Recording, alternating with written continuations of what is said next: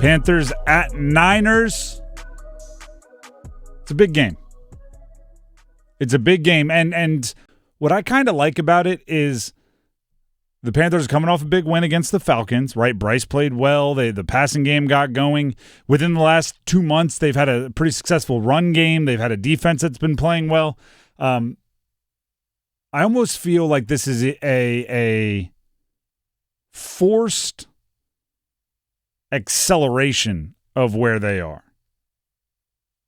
And the details on that, or the inspiration for that, is sometimes you need to be kind of just put on stage, if that makes any sense.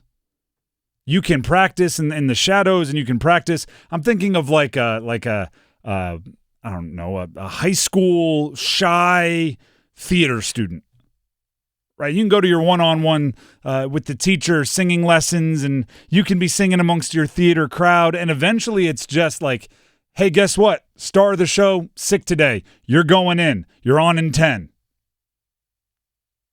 You know the songs, you know the steps. Get out there and sing your heart out. And whether you're ready or not, you just need to find out, right? You need to rip the Band-Aid off. You need to be thrown out there. The Panthers, and schedule isn't like a choice, but they could keep playing these 1:00 Sunday games against divisional opponents, and some games they'll win, some games they'll lose. We'll be upset if they lose a bad one like against the Saints, but to the national world, it's just, the Panthers are doing whatever they're doing while we're all watching the Cowboys play. And then you get a Monday night game, and it's very much, hey, guess what? Stars are out, right? Some of the lead singer just got sick. You know the steps. You got to go. And whether you're ready or not, you better perform. Bryce Young, the world's watching. If you are going to change the narrative, if you're going to change your reputation, this is the game to do it. Because I can tell you exactly what happened last week for those that didn't watch the Panthers-Falcons game. All right, because we watched it, and Bryce looked really good. Okay, and there was a lot of yak, but he was making good decisions, and the run game wasn't working as effectively. He was really good. But I can tell you what happened in many places around the country. They updated their fantasy app, or they went to the ESPN scoreboard app or whatever it was, and they saw that passing yardage and went, whoa, what happened there? They didn't say, oh, Bryce must have put it together. They didn't say, oh, that passing game figured it out. I knew they would. They went, wow, that's weird. Then they probably went on and started scrolling to the next deal, right? Mad that they played Tepper McMillan against Tepper McMillan in fantasy, and they moved on. This is the game where they go, oh, actually, that was real. It can solidify some things. Now, from a game standpoint, the story for me is how the Panthers defense is going to work against the San Francisco offense, with the expectations being Trevin Wallace and Christian Roseboom are not going to be playing. And they're the two that at different times throughout the year, each of them has been the play caller on defense. They're the ones that have been some of the leading tacklers on defense. They've been a big part of the defense in that off-ball backer position, that middle linebacker kind of group. Charles, Bam Martin-Scott, the guys stepping in are going to have to step up in a major way. And if they don't, it could render a lot of the excitement people have for the Panthers offense kind of moot. If we think, on a great day, do we think the Panthers can get 30 offense, 30 points? No. You don't think they can get 30 on a great day? On a great day? Yeah, on a great day, I guess. Yeah, they needed overtime on a great day this past Sunday. 30 on a great day is kind of where I see their ceiling. If the defense gives up 35, who cares if it's a great day or a mediocre day or a bad day, right? Mm-hmm. You're not beating 35. So the guys need to step up. And then offensively, in order to have anything near a great day, you kind of have to start Frankensteining games together. You have to go, can we get the running game from Green Bay? Can you get the passing game from Atlanta? Can you get the defense from this other game? You kind of need to start grabbing the best of the best and putting them together, which is what the good teams do. When you're playing in the high-profile big games, you find the best of each unit.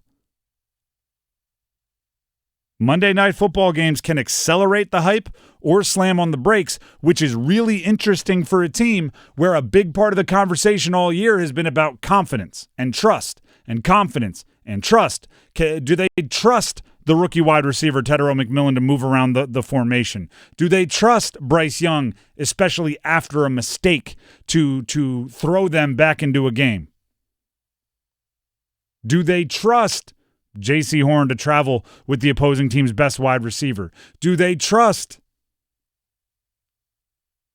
the rookies at edge rusher? Remember, at the beginning of the year, they weren't playing a ton, and it largely came down to, well, they also have veterans, so the young guys are going to be seniority behind them. And when you have a team where everything is about trust, mistakes on national television are taken a bit more serious.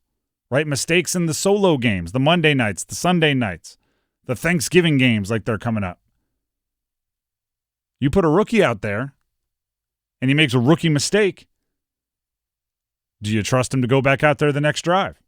If Bryce Young throws an interception on the first drive, which, by the way, and I think if you listen to the show, you know I've been pretty critical of Bryce Young at times. Good quarterbacks throw interceptions on first drives. Right, like good quarterbacks occasionally get confused. Great quarterbacks have been known to turn the ball over a time or two. If Bryce Young throws a stinker early, is that it?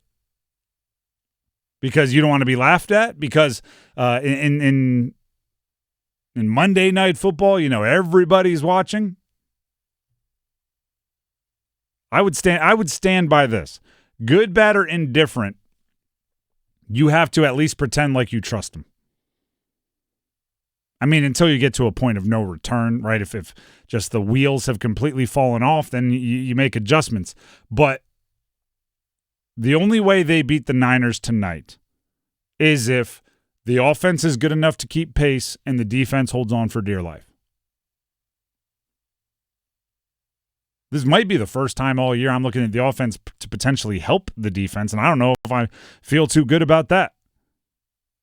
But I don't know if it's fair to ask the defense, with the injuries at the positions they're dealing with, to bottle up Christian McCaffrey and George Kittle and I mean even the Ricky Pearsalls and everything can do work over the middle. So yeah, part of me is saying out loud, Bryce and that offense, if you can score a couple early, if you can do something to get this game momentum-wise on your side and make the defense have the ability to predict a little more, right? Like, oh, they're going to have to throw it, or, oh, they're going to have to be more aggressive. We can game plan that way. That can really help out the other side of the ball. Yeah, you almost have to, I feel like, follow the same model of Green Bay. These long, sustained drives, and hopefully that the 49ers also buy into these long, sustained drives where, remember back in the Green Bay game, each team only had 7 possessions the entire game. I mean, you just literally shortened the game in that sense. That's probably the recipe for Carolina to win this one. The only issue I have with that is I think it's more difficult to force San Fran into that. True. Like don't take it for granted that Green Bay helped you out a lot. Oh, they did. And by the way, that's just side note, one of my complaints for Green Bay all year is by many advanced analytics, Jordan Love is playing some of the best passing football in the league, and volume-wise, they're just not letting him rip it. They helped out a bit. I don't think Kyle Shanahan is going to be that type of player where if he feels like he can go for the jugular, he'll go, you know what, let's go for a 12-play drive rather than Juwan Jennings deep down the middle, or rather than George Kittle up the seam. Like they're going to take their chances. And Panthers might have to keep up, or at least give it a good old-fashioned try to keep up. I'd be frustrated if they just pack up their ball and go home and try to keep it close. Try to win the game.